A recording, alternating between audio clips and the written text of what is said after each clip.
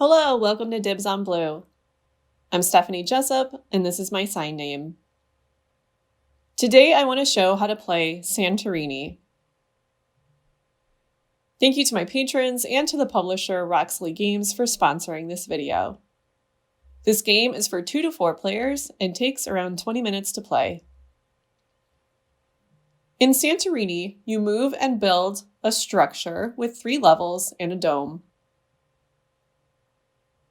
The goal is to be the first player to arrive on the 3rd level of any structure. During gameplay, you can try to block other players from getting to the 3rd level before you. Once you've played a few games with the basic rules, you can add the God Power cards to make the game more complex and even more interesting. In a 2-player game, you don't have to use the God Powers, but you do if you're playing a 3 to 4 player game. To set up, place the ocean board on the bottom with the brown cliff above that, and then the green island, the play area, on top. The youngest player goes first.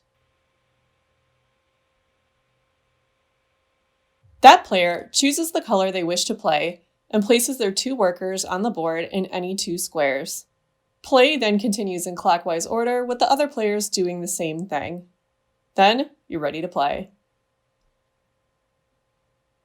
The first player chooses a worker they wish to move, and then that worker will build. There are up to 8 possible locations surrounding the worker where you can move. You can move along the same level you are on, you can move down 1 level, or you can move up 1 level. So if your worker is here, you can move there. That's fine. Moving here is also fine. This is also acceptable. But to move from here to there is not allowed since you are moving more than 2 levels up.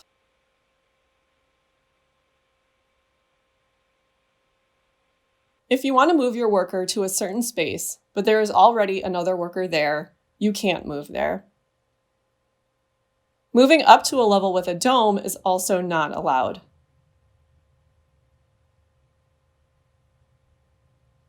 In order to build, you must first move, and then you can build in any spot next to that worker you moved. But if there's a worker in that spot you wish to build, then you can't build there. So if your worker moved here, you can build in any of these spots next to that worker. You can build any level of a structure as long as it's adjacent to the worker you moved. Just make sure you use the right next level of the structure when you build. If it's your turn and you're unable to move, then you lose the game. If it's your turn and you move a worker onto the 3rd level of any structure, you win the game. Those are the rules for the introductory game of Santorini. If you wish to make the game more complex, or you're playing a 3 to 4 player game, use the God Power cards. Set up the game board normally, but this time one player, determined by who is most godlike, becomes the challenger. The challenger chooses God powers equal to the number of players. In a 3 to 4 player game, the cards should have a 3 to 4 player symbol with people. In a 2-player game, any of the God powers can be used. The challenger informs the other players of the chosen cards. The rulebook explains all of them in depth as well. For example, Artemis means that during your turn, you can move a worker a 2nd time, but you can't backtrack your worker when moving. So, in turn order, players choose the God Power card they wish to use during the game. The challenger picks last. The challenger also picks who goes first, or they're welcome to choose themselves as the first player. Then, the first player puts both of their workers on the board. In turn order, the other players do the same. Then the game can begin.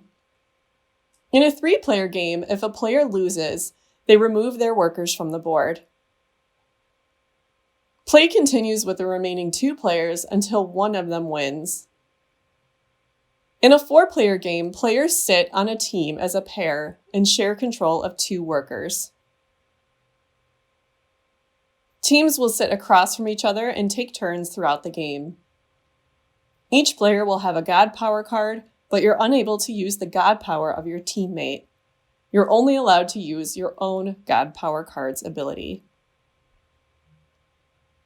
During the setup, teams can decide which player will go first within the team. The first player of the team will place the team's 2 workers on the board. Then, when the game starts, the other player on the team will move one of the team's workers and build. If a player on a team wins, the team wins. If a player on the team loses, the team loses. Well, that's it for explaining Santorini.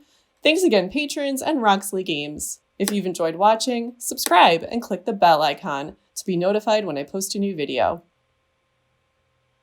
You can follow me on Twitter, Facebook, and Instagram at Dibs On Blue Games. If you have any questions or comments, please leave them below and I will gladly respond. Thanks for watching. Bye-bye.